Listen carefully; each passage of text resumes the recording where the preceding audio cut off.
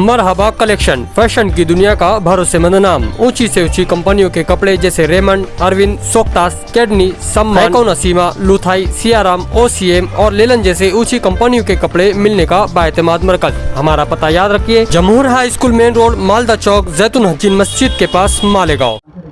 आने वाले लोकसभा इलेक्शन के ताल्लुक से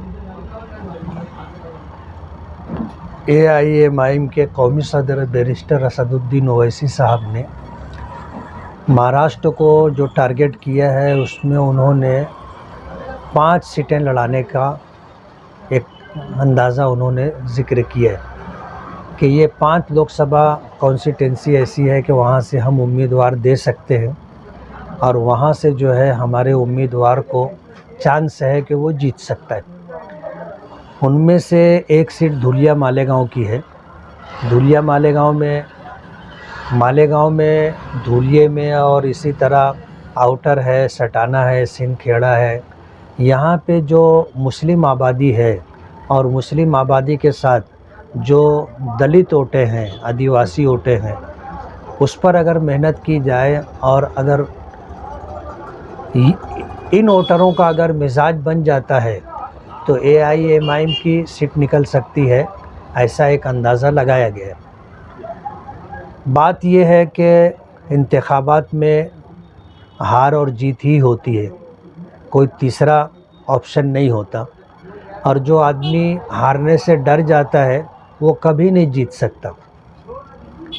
अगर जीतना है तो लड़ना पड़ेगा। लड़ने के बाद ही आपको जो है 2 ऑप्शन में से कोई एक ऑप्शन मिलेगा, या तो आप जीतोगे या तो आप हारोगे। और अगर आप लड़ेंगे ही नहीं तो जीत का तो सवाल ही पैदा नहीं होता।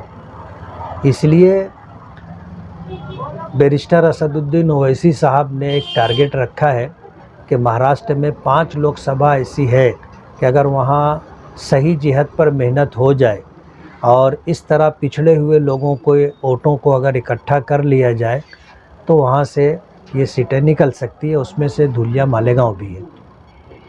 आपकी उम्मीदवारी के बारे में ये चल रहा था कि आप उम्मीदवारी करेंगे। अब ये मामला तो असदुद्दीन ओवैसी साहब और पार्टी के ज़िम्मेदारान तय करेंगे कि वो किसको उम्मीदवारी देते हैं। और उन लोगों को मुझ पर काफ़ी एतमाद और भरोसा भी है। और मुझे जो जानकारी मिली है उस जानकारी के अंदर कहीं ना कहीं मेरा नाम है। रह गई मेरी अपनी बात, तब इस सिलसिले के अंदर मैं अभी किसी नतीजे पर नहीं पहुंचा हूं। लोगों ने मेहनत शुरू कर दी है, सर्वे भी करना शुरू कर दिया है, अपना इस्तकबाल भी करवाना शुरू कर दिया है। इस तरह का माहौल बनाने की कोशिश की जा रही है, लेकिन मेरी तरफ से अभी 1% भी इस मामले में कोई पेशरफ्त नहीं है। लेकिन अगर पार्टी फ़ैसला लेती है तो पार्टी के ज़िम्मेदारों से फ़ैसला करने के बाद हम भी किसी नतीजे तक पहुंच जाएंगे। साहब, ये जो 2 कॉन्स्टिट्यूंसी धुलिया और मालेगांव, यहाँ पे MIM के MLA है, 6.5 लाख मुस्लिम आबादी है। इन सारी बातों का हवाला देके चंद दिनों पहले हिंदू तंजीमें जो थी, सकल हिंदू समाज जो है, उन्होंने एक मीटिंग ली और उसमें आपका और धुलिया का जिक्र करके कहा कि ये लोग अगर एक साथ हो गए तो मुस्लिम सीट चुन के आ जाएंगे। इसलिए यहाँ पे एक ऐसा उम्मीदवार देना चाहिए, यानी वो आपसे कंपटीशन करने की तैयारी उन लोगों ने कर ली और उनको आपका ही डर है। तो इसको आप कैसा देख रहे हैं हिंदू तंजीमों के? अब क्या, हिंदू तंजीमें अपनी फ़िरका परस्ती की बुनियाद पर जो सर्वे करती हैं, उस सर्वे के पेश नज़र उनके सामने जो भी सर्वे रिपोर्ट आई होगी उसके पेश नज़र उन्होंने फ़ैसला आपस में बातचीत की होगी और किसी नतीजे तक पहुँचे होंगे। और अगर वो ऐसा समझ रहे हैं कि मैं उनको टक्कर दे सकता हूँ, जीत हार तो आवाम के हाथ में है, वो जिसको वोट देंगे वो चुन करके आएगा। लेकिन ये कि अगर वो ये समझ रहे हैं कि उनके लिए अगर कोई मद्दे मुकाबिल है वो मैं हूँ, तो ये मेरे लिए बड़ी बात है। आप उम्मीदवारी कर सकते हैं, पार्टी के ऊपर है। पार्टी के वरिष्ठ अगर इस तरह का कोई फ़ैसला लेते हैं और माहौल अगर बनता है और उसी के साथ मुझे अच्छे सपोर्टर मिल जाते हैं तो इलेक्शन लड़ा भी जा सकता है।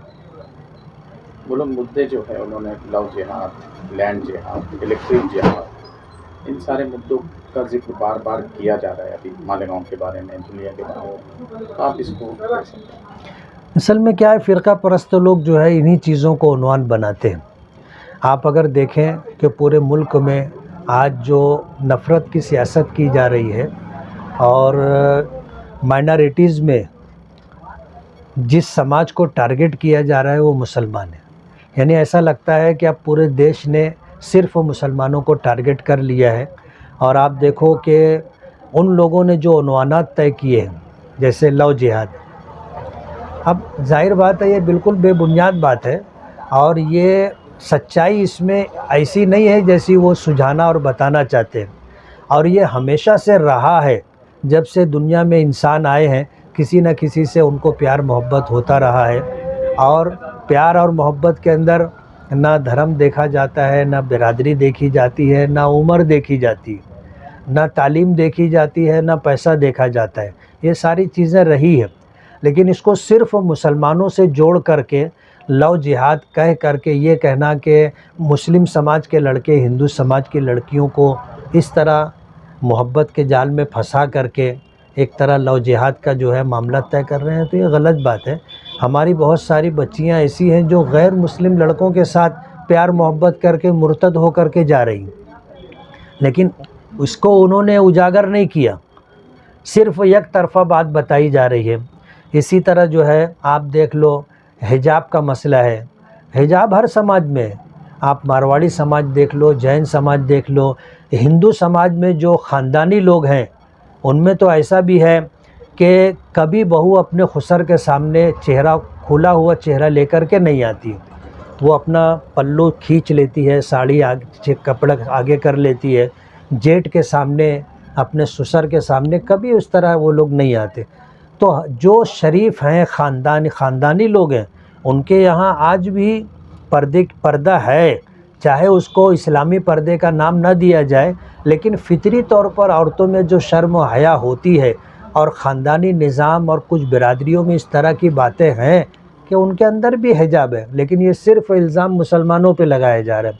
अभी मालेगांव को लेकर के लैंड जिहाद के नाम से जो बात कही जा रही है और ऐसा बताया जा रहा है कि बर्मा के रिंगून के उधर के उजाड़े हुए लोग मालेगांव आकर के ज़मीन पर कब्ज़ा कर रहे हैं और ज़मीन घर बना करके रहे हैं, 100% गलत बात है। एक केस भी पुलिस डिपार्टमेंट के पास या रेवेन्यू डिपार्टमेंट के इल्म में ऐसा नहीं है कि कोई इस तरह का जो है वहाँ से आ कर के यहाँ बसा हो, गलत बात है।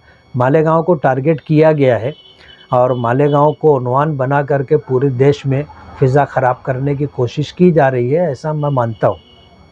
मालेगांव के बारे में विधानसभा में कुछ एमएलए जो है उनको ज़्यादा फिक्र हो गई मालेगांव की, ऐसा आपको नहीं लगा? नहीं, मालेगांव के लिए अच्छी बात है। कैसा, मेरा ऐसा मानना है कि अगर एक पत्थर का भारी वज़नदार टुकड़ा हो और एक आदमी ना उठा सकता हो और कुछ लोग आ करके हाथ लगा करके वो पत्थर उठाकर अगर रास्ते से किनारे कर देते हैं तो ये तो मालेगांव के लिए अच्छी बात होगी। मैं ये चाहूँगा कि आज जो लोग जो हैं, ऐसा 4-5 लोग हैं जो मालेगांव को लेके बहुत फ़िक्रमंद हैं, अगर इसी तरह इखलास के साथ अगर मालेगांव के विकास को पेश नज़र रख करके वो लोग बात करेंगे तो मेरे लिए और मालेगांव वालों के लिए बहुत अच्छी बात है। हम तो उनको मोस्ट वेलकम कहेंगे।